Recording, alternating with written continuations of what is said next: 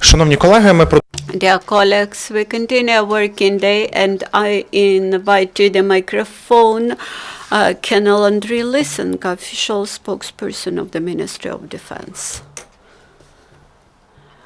Good afternoon, dear colleagues. Today's morning at 11 o'clock sharp, the successful disengagement of forces and means of Ukrainian troops and the enemies near Bogdanivka and Petrivka was held successfully.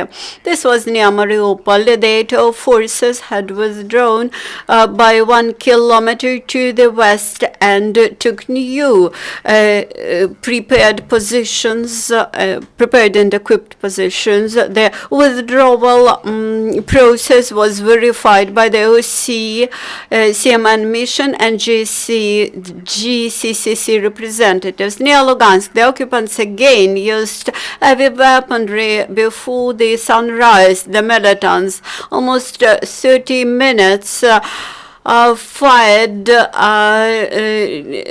our positions near Novozvanivka from mortars. More than 40 mortar mines were launched.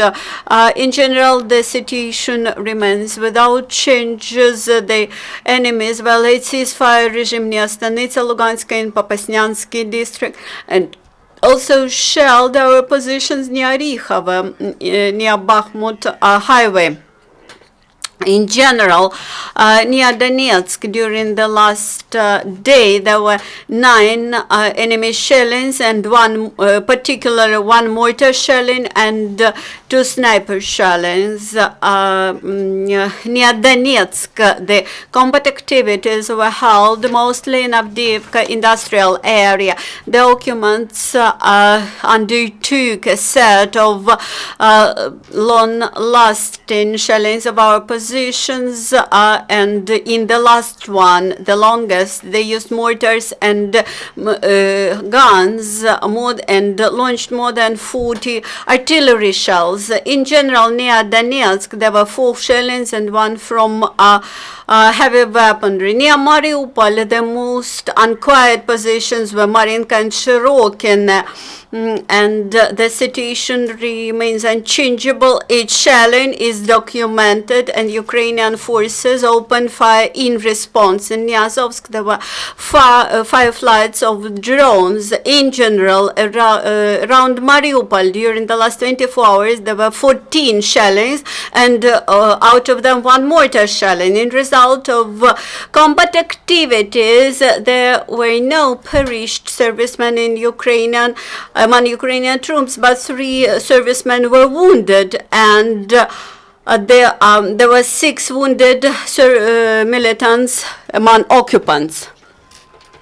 So, in the course of training of artillery detachment of 7th Detached Motorized and Rifle Brigade of Russian occupation forces in Shumshinsky firing ground, the militants launched a shell at the direction of Illyria village of Lutuginsky region in Lugansk area, and the houses of the residents were damaged.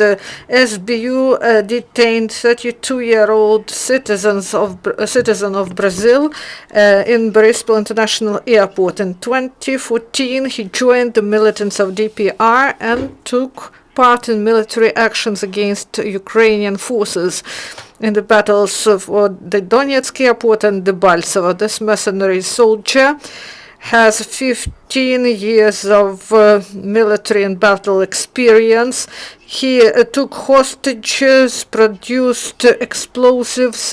He studied in Russia and cooperated with local special forces. In Donbass, this man from Brazil was training motor operators. So coming to Ukraine was a bad idea, amigo.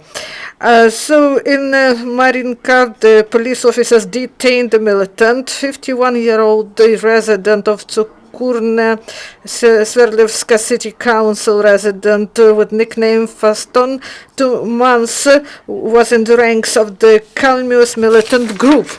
He served there as a builder, and the person nicknamed Kula was detained in Kurakhova town. He was also a builder and built checkpoints for the militants, but he fled from the militants, and in May 2016 he returned home, where he was found by law enforcers. In Karlivka, Mariinsky region, Donetsk Oblast, National Guardsmen found 3 zinc tanks with 30 millimeter ammunition, and National Guardsmen of Energodar had some joint command and staff training.